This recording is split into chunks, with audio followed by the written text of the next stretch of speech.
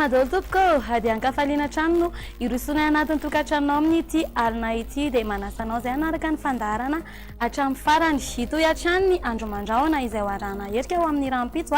ho an'ny avoatany fa any amin'ny zomany zany no manomboka omaina dia ho an'ireo faritra sisa moa dia mety hisitraka orana ianareo izay avy hatrany ary no idirantsika amin'ny mety toetriny androntsika ho amin'ny rahampitso rano maraina zao dia ho avy ny orana ny any analanjofo sy atsinanan'ny anositsika iny mety hoarahana kotroka kosa zany ho an'ny diana sy sava aka endrika tandrifondrahona kosa izy ho an'ny amorotsiraky sofia sy boeny andrahona ny andro ary mety hoarahana herika izany indraindray ho an'ny faritra aloatra mangoro sy ny ilany atsinanan'ny avotany iny ifandimby mony rahona sy ny masoandro ho an'ireo faritra sisa dia raha ho amin'ny tapany ariva kosa indray raha dia hitoy hatrany ny orana ho an'ny analanjorofo sy atsinanana fa mety hoarahana kotroka izany ho an'ny faritany tolo ara iray manontolo iny azo toy izany ihany koa ny any amin'ny faritry iorombe automatsiatra sy atsimo atsinanana aka endrika tandrifondrahona izy ho an'ny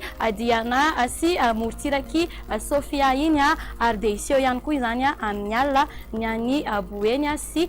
betsiboka ho an'ny faritra sisa moa dia omaina ny andro dia raha mahakasika ny maripana kosa indray raha dia vinavinaina ho 10 degré celsius ny farany ambany indrindra ho amin'ny rahampitso izay hitantsika atia analamanga ty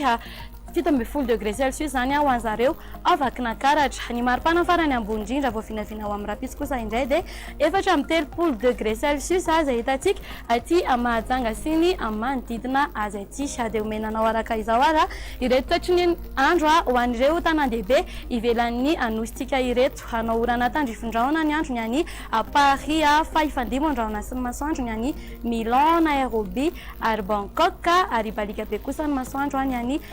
Johannesburg dia ho avy ny orana tandrifondrahona mety hoarahan-kotroka ny any Maurice sy Comore fa ilatsaka kosa ny oram-baratra ho an'ny Seychelles sy La Réunion dia izay zay ary ny vaovao mahakasika ny mety toetry ny androntsika ho amin'ny rahampitso isaorana hainao nanaraka ny fandarana hatramin'ny farany ary dia manome fotoana anao indray zay ho amin'ny rahampitso veloma tompoko.